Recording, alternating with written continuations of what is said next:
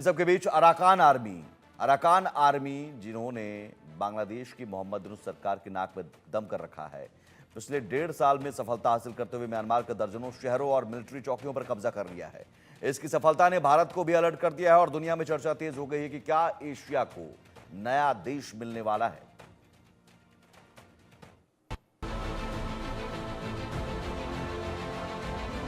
Myanmar में साल 2021 से जारी उथल पुथल रुकने का नाम नहीं ले रही है। चुनी हुई सरकार के सैन्य तख्ता पलट के बाद से म्यांमार में अस्थिरता का माहौल है। सैन्य तख्ता पलट के बाद देश में बड़े पैमाने पर विरोध प्रदर्शन शुरू हो गया था, जिसने आगे चलकर जुटा के खिलाफ सशस्त्र विद्रोह की शक्ल ले ली।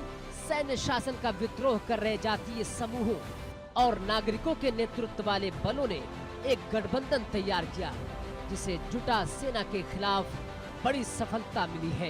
इन बलों में से एक अराकान आर्मी है, जिसने बांग्लादेश की सीमा से लगे रखाइन प्रांत पर लगभग कब्जा कर रखा है। इस समूह की सफलता ने अंतर्राष्ट्रीय जगत और भारत का ध्यान अपनी तरफ खींचा है। अराकान आर्मी ने पिछले 1.5 साल में युद्ध के मैदान में बड़ी कामयाबी हासिल करते हुए रखाइन के 18 में से 15 प्रांतों पर कब्जा कर लिया है और मिलिट्री चौकियों पर कब्जा कर लिया है, जिससे अब यह आशंका जताई जा रही है कि बांग्लादेश के बाद एशिया में नया देश बनेगा रखाइन। कुछ और बताएं, पहले बताते हैं कि अराकान आर्मी ने कहां-कहां कब्जा कर रखा है।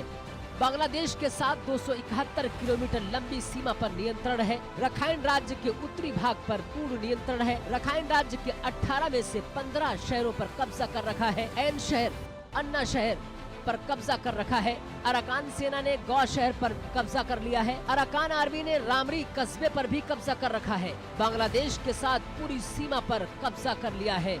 जितनी तेजी के साथ अराकान आर्मी अपने कदम बढ़ा रही है, उससे म्यांमार की सेना सख्ते में नजर आ रही है। फिलहाल अभी भी अराकान आर्मी के लिए नया देश बनाने के लिए राहों में बहुत कांटे हैं, लेकिन अभी भी 3 महत्वपूर्ण स्थानों पर म्यांमार सेना का दबदबा है। पहला स्थान बंगाल की खाड़ी में स्थित देव बंदरगाह। देव बंदरगाह पर भारत ने फाइनेंस किया है। कालाधान मल्टी मॉडल प्रोजेक्ट के तहत भारत ने फाइनेंस किया है। दूसरा स्थान चीन की मदद से बना क्याऊ कफ्यू पोर्ट पर चीन ने किया है बड़ा फाइनेंस। तीसरी जगह मुआनांग शहर। एक तरफ जहां म्यांमार की सेना से अराकान आर्मी दो हाथ कर रही है, तो वहीं बांग्लादेश भी अराकान की बढ़ती ताकत से परेशान दिख रहा है। रखाइन देश बनने से बांग्लादेश पर पड़ेगा असर। रखाइन में स्थिरता बांग्लादेश के लिए सबसे जरूरी। रखाइन राज्य की सीमा बांग्लादेश से मिलती है। म्यांमार में उथल पुथल की वजह से बांग्लादेश पर बोझ बढ़ेगा। म्यांमार की अस्थिरता से 10 लाख से ज्यादा रोहिंग्या बांग्लादेश में है। बांग्लादेश के लिए सीमा पर शांति जरूरी है, ताकि रोहिंग्याओं का पलायन रुके। अराकान आर्मी के रखाइन पर कब्जा करने से बांग्लादेश को डर है।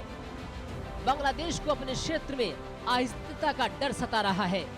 अराकान आर्मी की नजर अब बांग्लादेश के भीतर भी है। बांग्लादेश सेना और अराकान आर्मी के बीच टकराव बढ़ सकता है। बांग्लादेश आर्थिक और राजनीतिक चुनौतियों से परेशान दिख रहा है।